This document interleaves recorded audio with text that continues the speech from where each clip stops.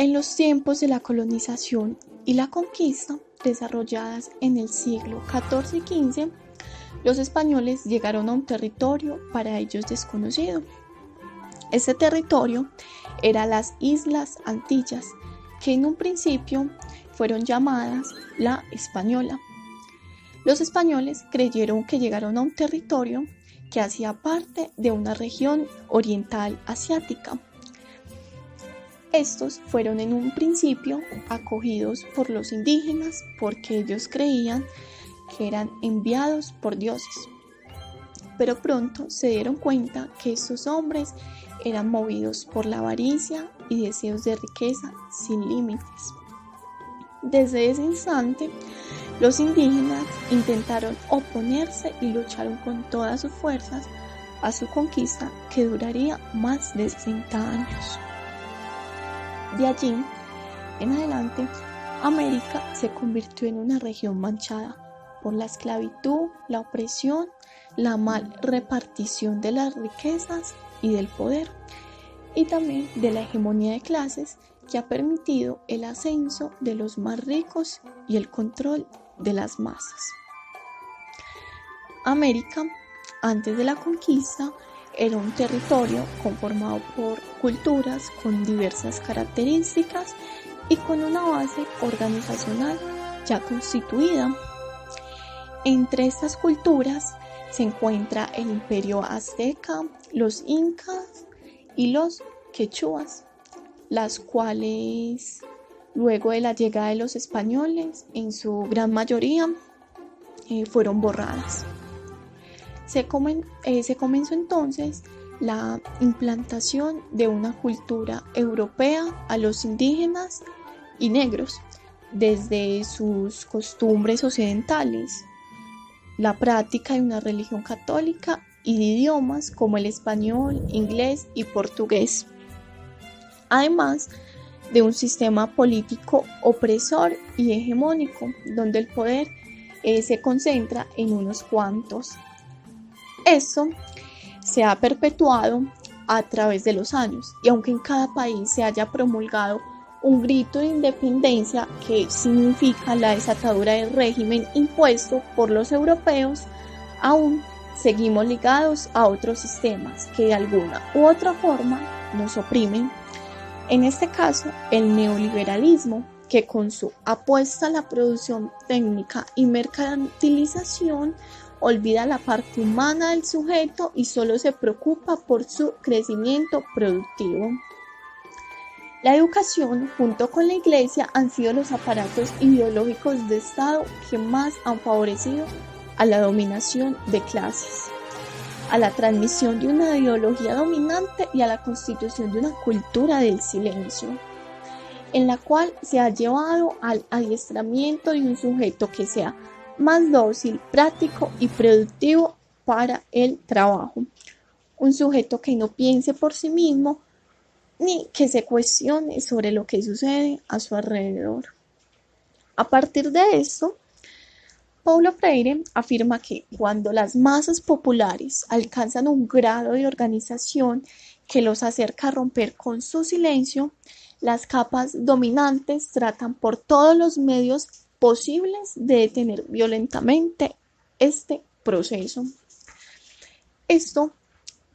es una tarea difícil, pero no imposible para los pueblos, porque es la conquista de su derecho a tener voz para pronunciar su palabra. Esta coyuntura ha llevado a la conformación de diversos grupos y pensamientos de liberación, en donde se busca la reivindicación de las clases sociales, la recuperación de la dignidad y el reconocimiento de los hechos históricos que nos han oprimido por siglos. En el ámbito de la educación surgen varias pedagogías de la liberación, que tenían en común varios aspectos, como la denuncia de la alienación, la producción y reproducción de relaciones de dominación que los sectores económicos, políticos y educativos generaban bajo el amparo del sistema capitalista. Es así como Freire inclina sus discursos y apuestas a una tradición filosófica crítica, en donde los autores como Karl Marx y Antonio Gramsci han aportado a la fundamentación filosófica, epistemológica y al conocimiento pedagógico crítico latinoamericano. Estos consideran la educación como revolución y práctica social, como medio para alcanzar el poder entre todos. Además, consideran la educación y la pedagogía como un proceso social. A su vez, Freire también propone una educación como práctica de la libertad, en donde el sujeto se conciba a sí mismo como un ser capaz de transformar su mundo social e individual. Esta educación, al ser problematizadora y promovida a través del diálogo como una acción política y social que ayuda al intercambio de saberes y dinámicas de vida y permite la conciencia social en el encuentro con las otras y los otros, desde sus similitudes y diferencias, que le permiten ser un ser social, comunitario y tolerante, que respeta y comprende lo diferente que también lo constituye. Desde esta tradición se propone una articulación entre la historicidad y el reconocimiento del individuo y la sociedad,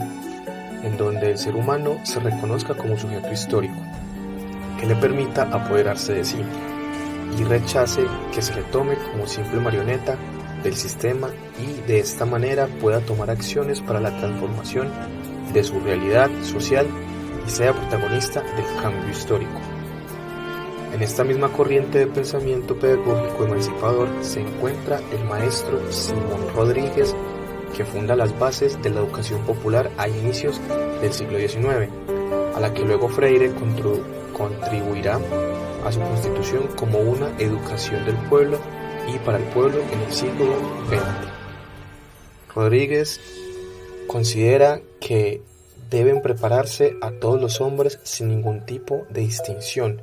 para el goce de la ciudadanía, mediante la incorporación del saber social, corporal, técnico, científico y artístico simultáneamente, que permitan el desarrollo de las diferentes capacidades para la vida. Desde sus postulados se apoya la construcción de un pensamiento educativo latinoamericano como una respuesta concreta a la demanda de la invención propia, contextual y enraizada en la realidad sociocultural de América Latina.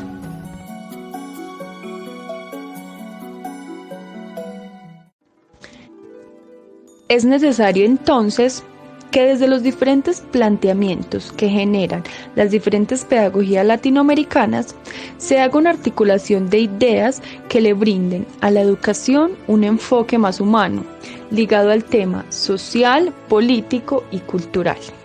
Asimismo, este pensamiento o conocimiento educativo se apoya en una larga tradición intelectual, de la cual se destacan los aportes de maestros como José Carlos Mariátegui, que conjuga su visión revolucionaria con la idea de una educación popular para la revolución,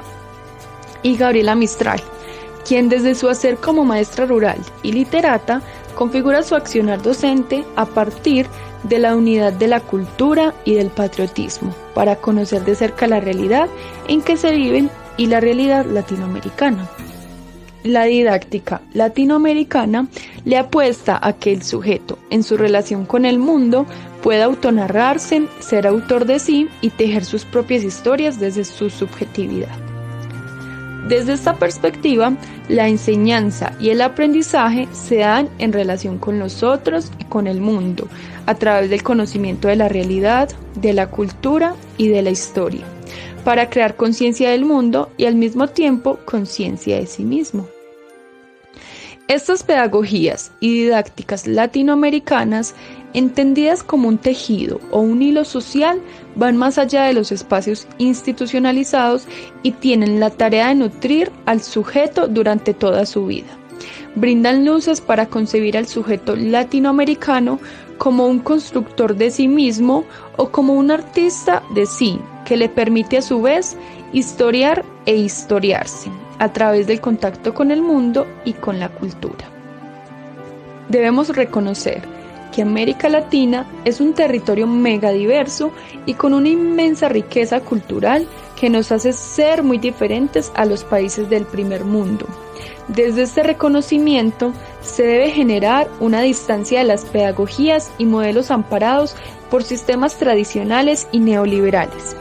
que estancan el pensamiento latinoamericano y nos llevan a la repetición de modelos que tecnifican el conocimiento y le roban la libertad al pueblo.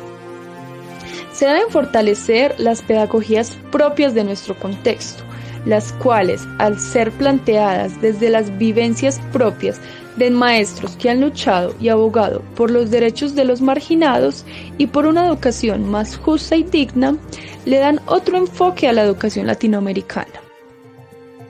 Queda entonces mucho camino por recorrer en la construcción de una educación que responda a las necesidades de América Latina, un territorio permeado por muchos siglos por la dominación, la pobreza y el subdesarrollo, que crea hombres para el trabajo, que no piensan ni cuestionan su alrededor. Pero que los últimos años están despertando de su amnesia colectiva y están reconociendo la importancia de un cambio de paradigma que debe darse a partir de un acto de conciencia individual y conjunta, de una educación que emancipe y fortalezca la crítica en los sujetos a través del desarrollo de habilidades en las artes, el deporte, las relaciones intra e interpersonales, en la transformación del ser, en el acto dialógico y en el encuentro con el otro, que construyan conciencia para la autoformación y la transformación que contribuyan al cambio.